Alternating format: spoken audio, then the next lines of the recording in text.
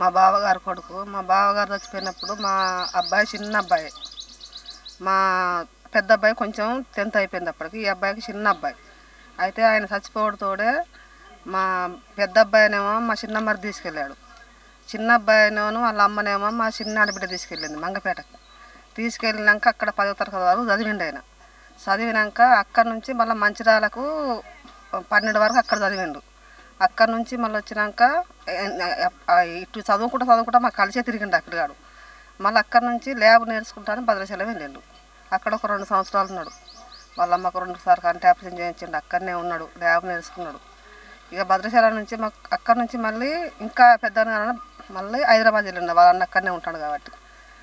అక్కడికి పోయినాక మళ్ళీ అక్కడి నుంచే ఇక పోయిండు అంతే. అంతకు మించి ఇక మాకు అప్పటి నుంచి మా చిన్న ఇంకో మా మరిది అమ్మాయి పెళ్ళికి వచ్చినప్పుడే ఆయన మేము చూసినాం. అప్పటి నుండి ఇప్పటి వరకు ఆయనకు ఫోను లేదు, ఏది లేదు. ఇక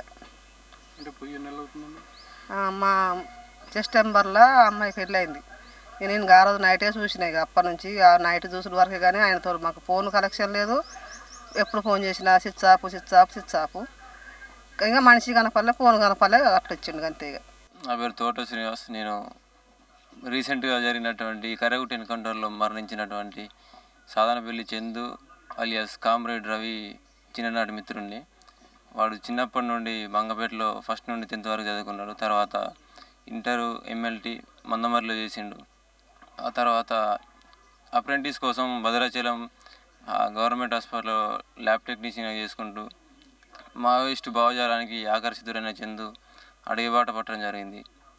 సంవత్సరంన్నర పైగా మావోయిస్టులో పనిచేసినప్పటికీ గ్రామస్తులకు, వాళ్ళ కుటుంబ సభ్యులకు, మాకు కానీ రీసెంట్గా ఒక 2-3 నెలల క్రితమే తెలిసింది.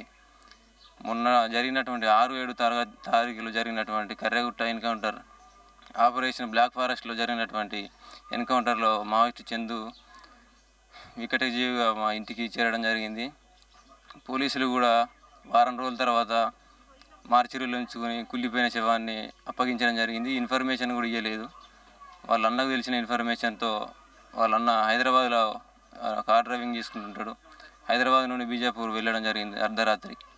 ఆ తర్వాత ఫార్మాలిటీస్ అనేది తీసుకుని వాళ్ళ తమ్ముని శవాన్ని అప్పగించమంటే అక్కడ మార్చిరీలో వాళ్ళ తమ్ముని శవాన్ని ఎత్తుక్కుని వాళ్ళ తమ్ముని మీద ఉన్నటువంటి ఒక పచ్చబోటు ఆధారంగా శవాన్ని నిర్ధారించుకుని ఆ కార్లు మాట్లాడుకుని అందరూ వేసుకుని రావడం జరిగింది.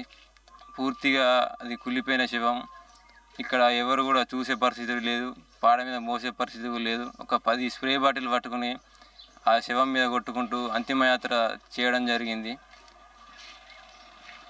ఇప్పుడు ప్రజలందరూ ఆలోచించి కొంచెం